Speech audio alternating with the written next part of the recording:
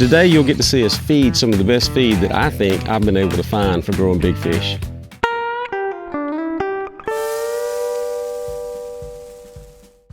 Well, the name of this specific feed that I'm talking about is made by a company called Aqua Nutrition Incorporated, and they're out of Florida. And this specific type, because they sell all kinds of feed, is called Giant Fish Grower. One of the things he mentioned to me at the show was that this has fish oil and fish meal in it. And a lot of the companies use other kinds of fillers in it, you know, to make their feed maybe thicker or hold together better or whatever. But this feed here, well, number one thing I really like about it is it's smaller. So this is really for a smaller brim, which I'm trying to grow. I even have been taking some of this and crushing it up and throwing it around the edges, because one of the things that I think is going to make a successful bass pond as well is to be able to have some of these smaller brim being able to get a little bigger, but also for these minnows to be able to get bigger and produce and have more of them out here. It even comes on here and tells you what lot number it's in, and this says it's best if we use it by February 16th of 2025. So it tells you that the shelf life can be good if it's kept in the right type of environment. You know, I certainly don't think that you can sit this, you know, take it out of the package, put it in the bucket, and it lasts that long. But what we are going to do today is feed these fish and let you just see how aggressive they become.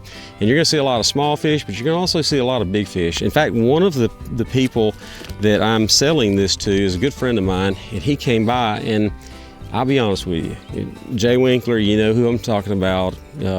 He's one of the cheapest guys I know. He's not going to spend a lot of money on anything. He came back like 1 week later. He said, man, I don't care how much it is, I got to get another bag of that feed, because I've already seen in 1 week, I've seen growth on these fish, and I've seen how aggressive they are when I come out to feed them, and that's what he likes. So Micah's over in the water. Speaking about aggressive, they're eating his feed, he says. I hand feed my fish, and I try to hand feed them twice a day if I can, but as soon as they hear this feed hit the water, you're going to probably, you know, begin to notice some pretty good attacks coming up. Now we have just been, same day, watch this feed right here, same day, just been driving around out there with paddles going everywhere, but here they go. Once they realize what fish feed this is and what's going on, you're really going to get to see some activity. Now I wish that the sun was higher in the sky and not quite as cloudy, and you'd be able to see the size of these fish. We'll try to get as many angles as we can. You see there's a lot of small ones in there, but occasionally you'll see some of the big ones. Some of the big ones will come up and run them off. And then you'll see some of my bass coming over here, and they'll be hanging around the edges because they're waiting on some of those small ones as well. So here we go. I'm going to throw some over towards Micah and see if they'll come towards his camera.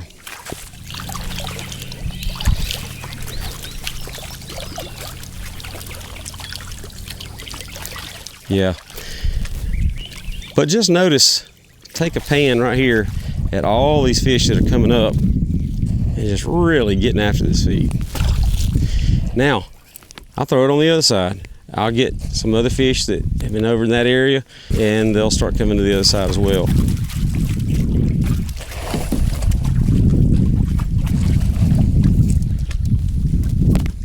Another area I like to throw it to is over around those rocks, because a lot of the minnows will hang out over there in an area where they're a little more protected. Yeah, some of these are what I would call big. There's only, you know, I've seen 5 or 6 different ones that would be hard to get your hand wrapped around. You see now, look over here around the rocks. So they've come out in that area, in this area here.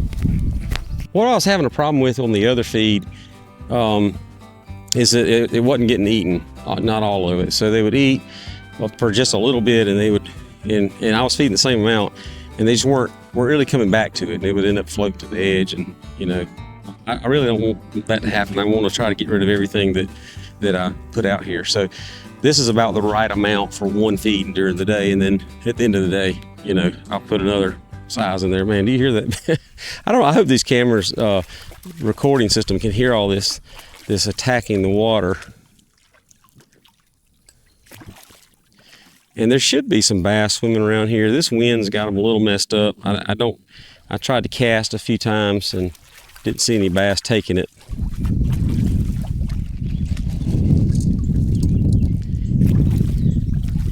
But now the next thing I do the rest of this is I walk all the way around the pond and I throw a little few handfuls all the way around. And I don't know that I don't know if I'm correct about this, but there seems to be some schools of fish that hang out on the other side that they're a different color, they look different, and never see them over here. And I don't really understand that. Maybe some of you could comment and explain to me why certain groups of fish maybe aren't hanging out with the other. They look like brim, but they don't look the same color as these brim. They're usually on the other side.